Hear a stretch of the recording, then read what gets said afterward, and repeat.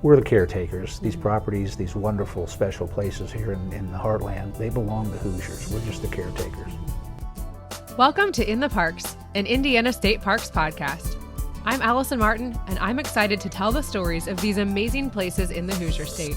Our parks show off the best of Indiana, and it's time to go in-depth to really know the stories and discover what makes each destination unique and valuable as part of Indiana. On In the Parks, you'll learn about the people, legends, and places that formed Indiana's state parks in the past and who is writing the story now.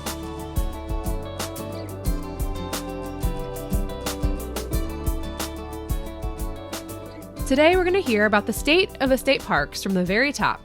Dan Bortner, the director of the Indiana Department of Natural Resources. When I approached Indiana State Parks with the idea for a podcast, I wasn't sure if the staff would be supportive. Thankfully, they took a chance on me, maybe without fully understanding the vision, and gave me access to their people and properties across the state. Back in July, I let the communications team listen to the episode about Mound State Park before it was released, and thankfully, they were pleased enough with the episode that I was invited to interview Dan Bortner, the DNR director.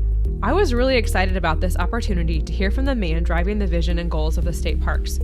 We'll learn about Dan today, as well as hear him highlight the initiatives and programs he's most proud of and what you can look forward to in 2025 and beyond. Dan has served in this appointed position for the last 4 years, starting in July 2020. While his time serving as the head of DNR finishes up this month, his work for the state park system will continue, and the impact he's already had in his career is visible across Indiana. So let's meet Dan and hear the state of the state parks. My name is Dan Bortner, and I currently serve as the director of the Indiana Department of Natural Resources. By way of background, prior to this position, I did serve as the state parks director. I was in that role for just a little over 15 years. When I left that role, I was the longest serving state park director in Indiana's history, so it had been a while. Dan's pre-parks experience was in human resources. At 40 years old, he was hired into the agency as the human resources director. His initial plan was to stay with DNR 6 months, but like many of the Friends Group volunteers have found, that soft entry turned into a 20-year career. But Dan's family has been connected to Indiana State Parks for generations. His wife's grandfather was in the Civilian Conservation Corps, the group responsible for building many of Indiana's state parks.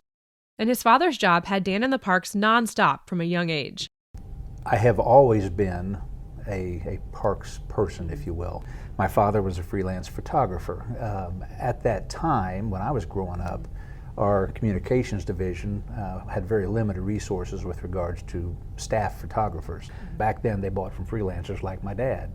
So my dad was very involved with Outdoor Indiana at the time. I've got a whole box full of his things there, but the cover is his. The young lady at Spring Mill there, that's my sister. We were always scale. Whenever Dad wanted to show the size of something, he'd say, "You boys go stand over there." It's funny how that works, but there's that's my brother and I at Avoca Fish Hatchery, and I think that one's 73. Yeah, June of 73. That's so cool. Dan and I flipped through stacks of Outdoor Indiana magazines that included photographs his father took. It was fun to see young Dan in some of the pictures.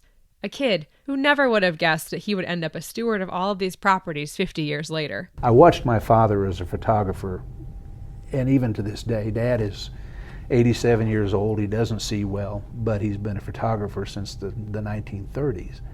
And to see him set up a shot, even at his age, I don't see the world that way. And people that work for this magazine do.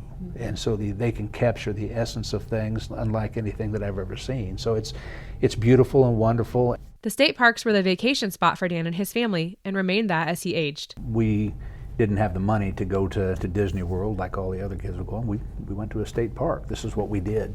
When I had a family of my own, we've always been parks people. We've camped and hunt and fish and do those things that Hoosiers do. So never intended to be a part of the Department of Natural Resources, but I'm big on happiness. If I were unhappy, I'd move along. And so there's always been a new challenge here. Since the inception of the state parks, the leadership has met those challenges and often been a national example. Dan explains why that is.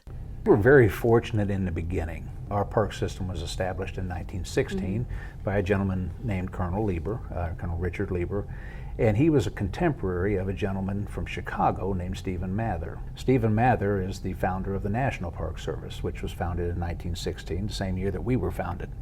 It's not a coincidence that when you drive up to the gate of a national park or you drive up to the gate of an Indiana state park, they look similar. You've got the CCC era structures, you have a gatehouse, you have a sense of place. It's not a coincidence that they use black signs with yellow letters, and so do we. The uniforms, you have to really squint to see the difference. One has a gray shirt, one has a brown shirt, and that's about the only difference. The idea, the movement at that time, was this national movement of parks and preservation of land.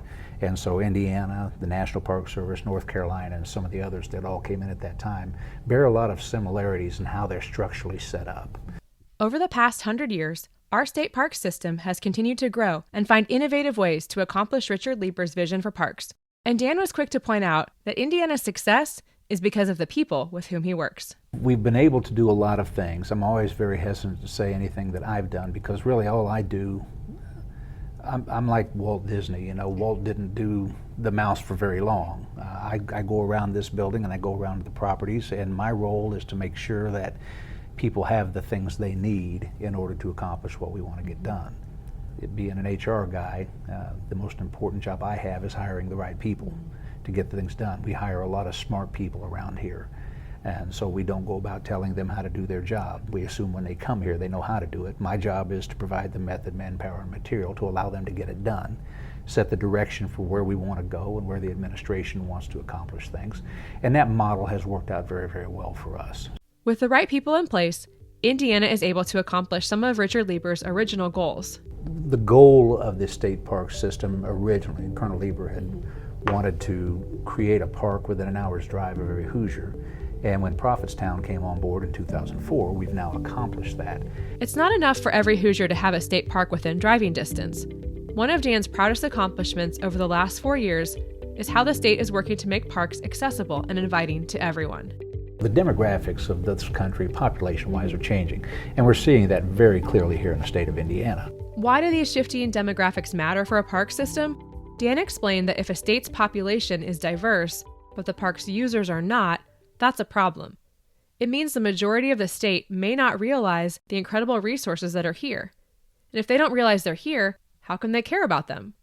Or, if people do know the parks are full of beauty and resources but still aren't visiting them, that means they may not feel comfortable in the parks, or may not understand the value they offer. So finding ways to invite everyone into the park and make it accessible for people is a vital initiative. If you live here, or if you're a guest here, these are yours. And if you're afraid to be there, that's a problem. That's a problem. And so we want everybody, regardless of race, physical limitation, whatever the case may be, we want everybody to feel welcome on these properties. And so when we started taking a look at, what is the best way to do that, it's hard to get your head around that. It really is. Of, why wouldn't people want to be here? What's not fun about that? But then you really start digging deeper into your life experiences. Well, most of my staff here and myself, we're out there because a parent or a grandparent took us out there. I was never told by my parents or grandparents, don't go outside, it's dangerous out there. But there are communities that have been told that. We have to make sure that folks understand that it is safe out there. But you can't just say that. You have to prove that it is. And so we sought out trying to find some resources, and we came across a group that is really that's kind of just getting started, called Black Folks Camp 2, with a gentleman out of North Carolina, Earl Hunter Jr., and we met with him to talk a little bit about this and his vision. He was an executive in the RV industry, and he noticed the same thing that we noticed, that the people who are buying the RVs, it's not the same demographic as the population shifts. And so, in talking to him and the programs that he was putting together and stuff, it just seemed like a good fit. And so we've started implementing these things. We have gone through our first round of training, and everybody in the organization has gone through that training, even the folks in the accounting department. And so we wanted to make sure that everybody in the organization understood what the goals were of this. It's all about being inclusive to everybody, and it's not a racial thing. There are people that do look like me that have never been outdoors and they're scared to death of it. So the idea is to get everybody outside. So what does this actually look like in the parks? You may have noticed a Unity Blaze sign on your last visit to a state park. It's a circle with a campfire in the middle, because campfires have always been places of community, stories, warmth, and protection. No matter a person's apprehension about the outdoors, When you can enjoy it within a community, you learn to appreciate all that nature has to offer. I've yet to see somebody, once they've got out there, that didn't have a good time. It's just getting them out there initially. And that's what the goal is of this initiative, this Unity Blaze. You know, the symbol is the campfire, and the campfire has been around for millennium of a place where people gather. You know, it's for warmth and for companionship and for cooking and for the essential pieces of life. And so that's what we have used as that symbol. So as you go around the properties, you'll see it on our uniforms, you'll see it on flags, you'll see it on signs, just kind of explaining what that is, but there again to encourage people to come out here and to enjoy these places and to feel safe being there. You know, they belong to you. We want you to come out. Yeah. Which leads to the question, how do you get people who don't feel comfortable at a park to come into the property? Dan shared that school programming is so important. If a kid feels comfortable at and excited about a park, those positive memories created through field trips and nature center programs can develop long-term connections to the place. The parks are also connecting with adults through programming. We do things in libraries now too, trying to make community connections beyond the schools, because as we said, there are people who are out of school that aren't a part of this either. We want to try to reach out to everybody. Personally, I'd love to see even more social groups, companies, family reunions, churches, running clubs and schools stretch themselves to plan more events at the parks. If you're a teacher, business owner, or in leadership for a community group, club, or organization, how can you introduce new people to a park so they feel comfortable there? There are so many educational programs offered in nature centers that go beyond long, strenuous hikes. There are shelters to rent and a variety of activities, both low-key and athletic. State parks aren't just for hiking and don't have to be intimidating. Can parks provide some challenging hikes? Absolutely. I'm looking at you, Shade State Park. And let's be honest, there are some legit concerns from people with mobility issues. Historic buildings are often unavailable for people due to stairs. Some of the bathroom stalls are very small due to when they were built, and pit toilets are special. Trails can claim to be accessible, but due to weather and regular use, they simply aren't anymore. These are all serious concerns. I know the park staff are aware of places their property may not feel accessible for some people. I also know with every chance for renovation, they're trying their best to literally and metaphorically open doors for more people. Here's Dan again, sharing some examples of how the state keeps trying to make the parks accessible and inclusive. Well, and trying to create a situation where people can have the same experience. You know, now there are some places where it simply can't be done, and then we have to be able to recreate that experience at a different location. But absolutely every place where we can, we want to create an opportunity for people to see it as it is. You know, I grew up close to Spring Mill State Park. The iconic part of Spring Mill is the village, which is very accessible. You can get around there. But there's also, that's Indiana's cave country. There's a very large cave there at Spring Mill called Donaldson Cave. This cave is surrounded by Donaldson's Woods. It's a nature preserve. When the CCC put access to that cave, 400 and some odd steps to get down to it. So we created an opportunity to come into that a different way, to go around the lake to where you had that flat land to do that, and we created a trail to where a wheelchair or a mobility device can be utilized to get there. But even once you got to there, getting back to the cave was one thing, and this cave is somewhat elevated. You have water coming through it, but the openings are 10, 12 feet off the ground. So we have a ramp now that will get somebody, and that ramp, to make it the right elevation and things, is huge. It goes back probably for about 1/8 of a mile where this ramp starts. But today, a child who's in a wheelchair can actually get inside that cave and experience the same thing that everybody else does instead of just watching a video of it. And trying to do that across the system as a whole has been the goal. You know, I'll use Spring Mill again. We're redoing the lodge down there. Prior to the renovation that's going on right now, if you had mobility issues, when you go into the front door of that lodge, there was a series of steps you had to go down. And there was no way to build a ramp around those stairs, so you'd have to go in through the restaurant. It's not appropriate. And so it's like, if we're going to redo this, let's do it right. Every place where we have that chance to be able to come in and make it accessible, we want to do that. And it's not just physical limitations. If it's a hearing limitation, a vision limitation, across the board, we want everybody to have that opportunity to experience, because there again, it's theirs. The parks have made a lot of progress in making people feel comfortable when they visit. You may feel like it's not enough, but don't give up on them.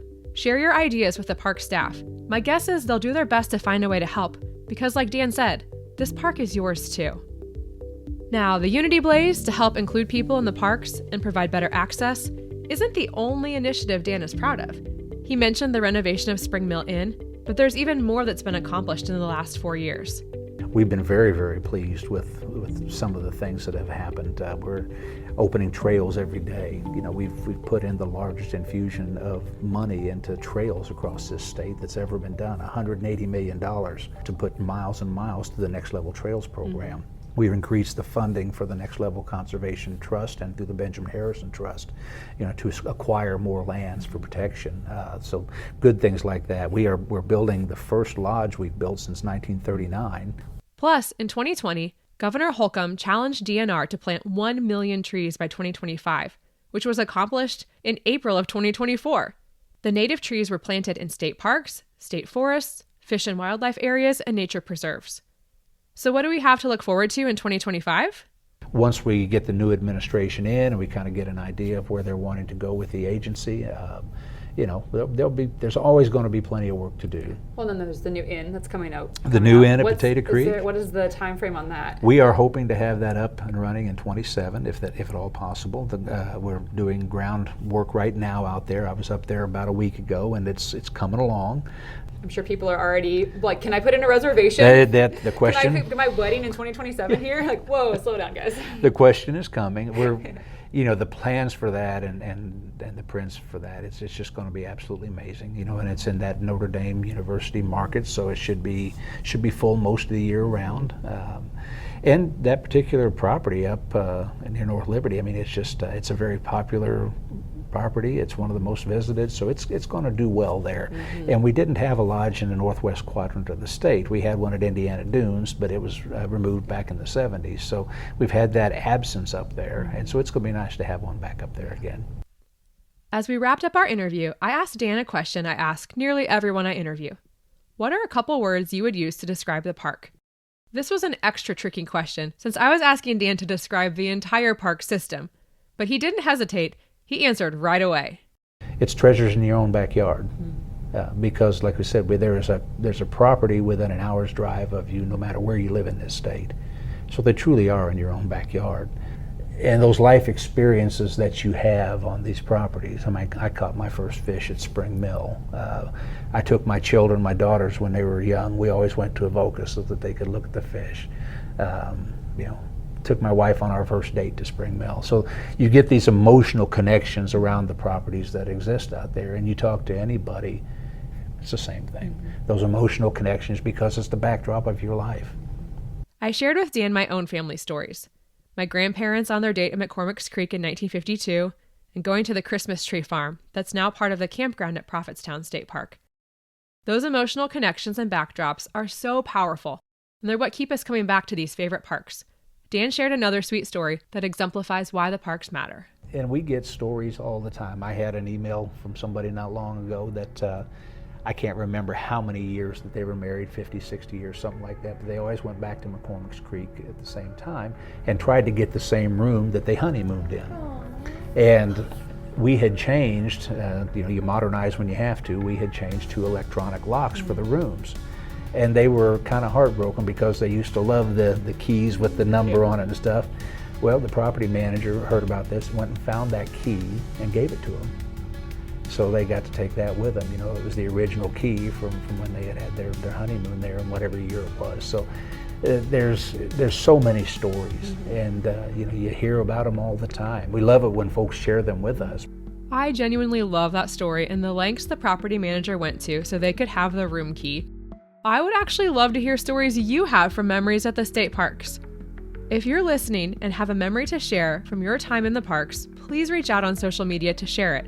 Maybe we should have a special episode full of all our favorite state park memories and moments. The emotional connections we make at each place are part of what has guided Dan during his time within the park system. The impact he and others have will last for a long time. Even as their names fade, their influence remains. I don't worry about legacy. That stuff takes care of itself. What I know is I know that my family and my grandkids are going to be able to go out and enjoy these properties like I did growing up, and that's the important part. You know, we're the caretakers. These properties, these wonderful special places here in the heartland, they belong to Hoosiers. We're just the caretakers. So thank you, Dan, for your service over the past decades. Sounds like that 6-month job you took for a friend turned out all right after all. I hope in 2025 we can all make even more memories while spending time in the parks.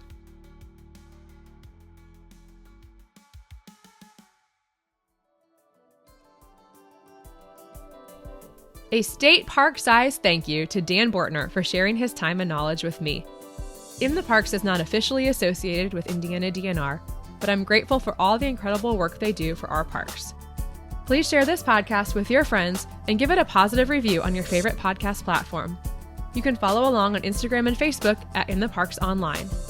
I'm excited for the episodes coming up in 2025.